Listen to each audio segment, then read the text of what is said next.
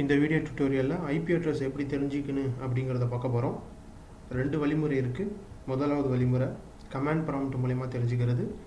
இரண்டாவது வழிமுறை graphical user interface GUI மூலமாக தெரிந்து கொள்வது. முதலாவது வழிமுறை விண்டோஸ் ஆர் ப்ரெஸ் பண்ணுங்கள், CMD டைப் பண்ணுங்கள், ipconfig அப்படிங்கிற வார்த்தையை கொடுத்து என்ட்ரு பட்டனை தட்டுங்க. உடனே நிறைய இன்ஃபர்மேஷன் உங்களுக்கு டிஸ்பிளே ஆகிறத உங்களால் பார்க்க முடியும். நீங்கள் எல்லா இன்ஃபர்மேஷனையும் பாதர் பண்ணிக்கணுங்கிற அவசியம் கிடையாது. அதை மற்ற இன்ஃபர்மேஷனை விட்டுடலாம். நம்மளுடைய இன்ஃபர்மேஷன் எதுனாக்கா ஒயர்லெஸ் லேன் அடாப்டர் வைஃபை, இந்த இன்ஃபர்மேஷன் தான் நமக்கு முக்கியம். அந்த தலைப்பின் கீழே உங்களோட IP அட்ரஸ் IP வெர்ஷன் 4ங்கிற அட்ரஸை பார்க்க முடியும்.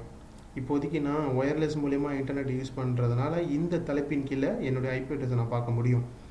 ஒருவேளை நீங்கள் கேபிள் மூலிமா உங்களுடைய IP அட்ரஸ், அதாவது இன்டர்நெட்டை நீங்கள் யூஸ் பண்ணுறீங்கன்னு சொன்னாக்கா இன்ஃபர்மேஷன் கொஞ்சம் வேறு மாதிரி டிஸ்பிளே ஆகும். இந்த தலைப்பின் கீழே டிஸ்பிளே ஆகும். அதாவது ethernet adapter local area connection அப்படிங்கிற தலைப்பின் கீழே உங்களோட IP அட்ரஸை உங்களால் பார்க்க முடியும்.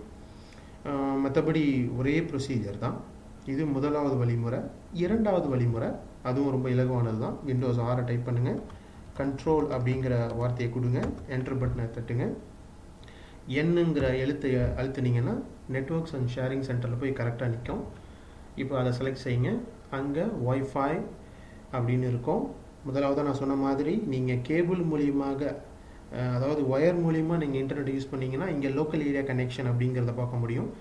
இப்போ நான் வந்து ஒயர்லெஸ் மூலிமா யூஸ் பண்ணுறதுனால ஒய்ஃபையை நான் பார்க்குறேன். வழிமுறை வந்து ரெண்டுத்துக்கும் ஒரே வழிமுறை தான். செலக்ட் செய்யுங்க, டீட்டெயில்ஸ் பாருங்கள். அங்கே IP அட்ரஸ் 1.99.1.176 அப்படிங்கிறத பார்க்க முடியும். இதே IP அட்ரஸை நீங்கள் இங்கேயும் பார்க்க முடியும். ரெண்டுமே ஒரே IP அட்ரஸ் தான். ஸோ IP அட்ரஸை தெரிஞ்சுக்கிறதுக்கு ரெண்டு வழிமுறை. இது உங்களுக்கு எந்த வழிமுறை வந்து ரொம்ப பரிச்சயமாக இருக்கோ அந்த வழிமுறையை நீங்கள் பயன்படுத்தலாம். இப்படி தாங்க IP அட்ரஸை தெரிஞ்சுக்கணும்.